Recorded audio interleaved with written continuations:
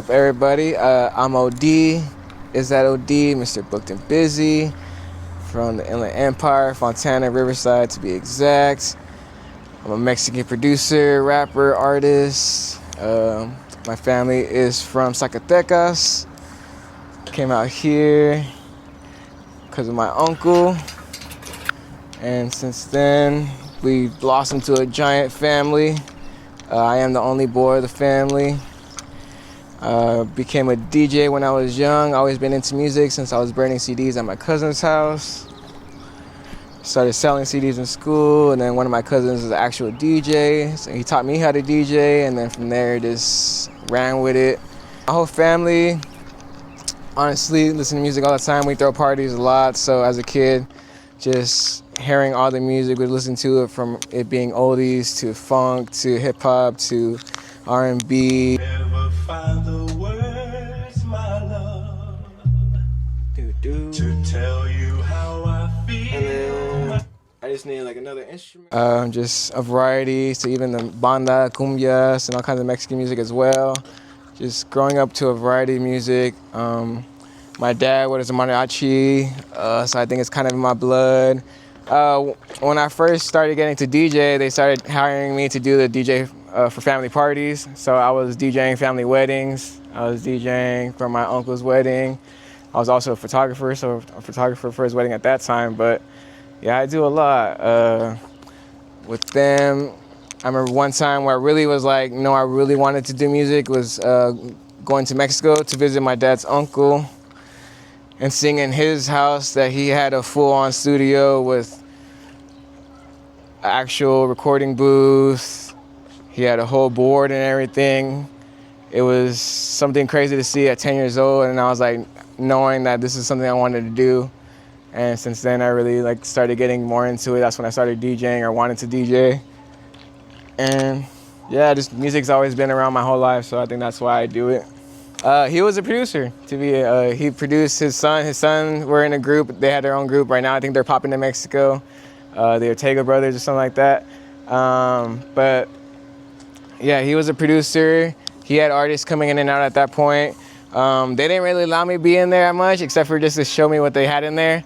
So I didn't really get to experience them really working on music or seeing the people that were there and what they did. But just seeing the equipment itself just gave me such awe and like wonder of like, nah, I got to see how this works. I got to know what I want to be part of this. Like, I don't know what this is, but I know this is what I want to do. Is that OD?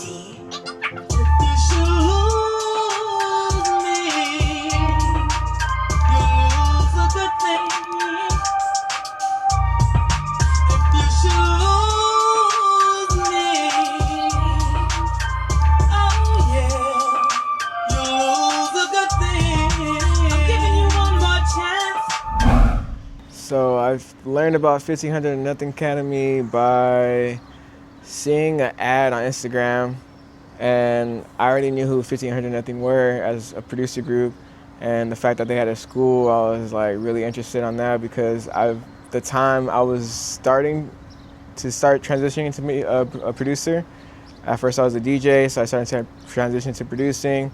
I knew a little, but I wanted to hone in on my skills, so that's why I decided to go to 1500. What's up? We're here in the Hotbox studio where I made the beat tape Brick to Your Face came to me about. They were like, we want to flip some samples, oldies and stuff like that. I was like, oh, that's perfect. You know, I grew up on music like that all the time.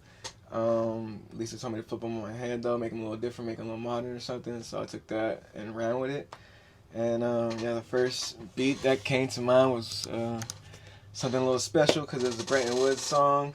My parents love Brenton Woods. They used to always go to Art Laboe's concerts and used to take me with them too. So this one's real special. They used to like the song, so it's my favorite one.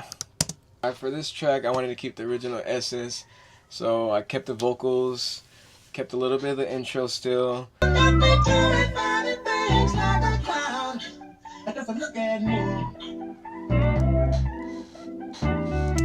And then, you know, just missing the drums. Made it modern, and that's the finish of the beat. The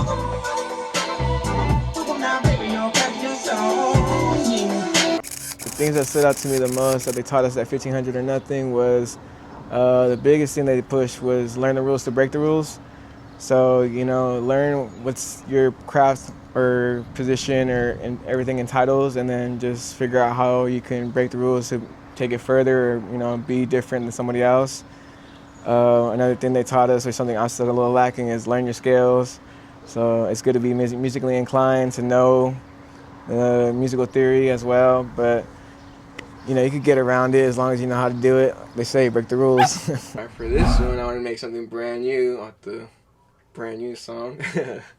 But so I kept the original vocals, chopped them up to 3 phrases. This is the first phrase, the most common phrase everybody knows. You make me feel brand new. I'll never find the words, my love, to tell you how I feel. And then I just needed like another instrument or two, so I found like a guitar that sounded pretty good. Same vibe, same essence. This song is for you.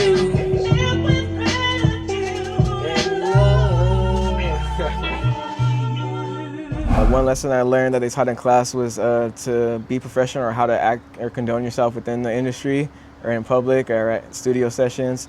So when you're in public and trying to network, they taught us how to go about it, and I took that and ran with it. I was already going to events prior, and now I just knew how to go about asking for information and working on tracks, not just being like, yo, follow me or doing this and that. Like, there's a certain way to approach things, and I took that and met Noah James at a couple events, and at a Hip Boy event, I had brought a USB, so I had something reliable or something of worth for him instead of just, hey, how you doing, or just trying to get something out of him for nothing.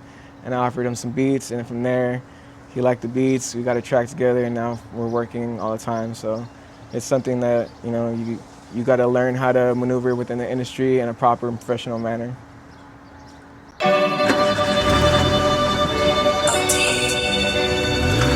Somewhere between memory and melody, you'll find yourself on La La Land.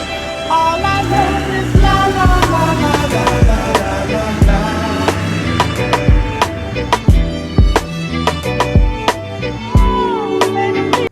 Alright, y'all, for this track, I really wanted to make it new, modern, because during the track, you listen to it, he's really talking some player shit. So I was like, this is a perfect West Coast track. If you make it modern and you do it right. So that's how I flipped it.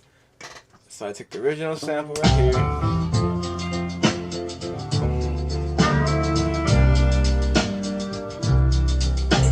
Is that OD? Listen to what he's saying. Listen to what he's saying. You should lose me. Alright. And then I just found a melody that I would probably go with it, So this is the melody right here. I'm giving you one more chance. A little build up.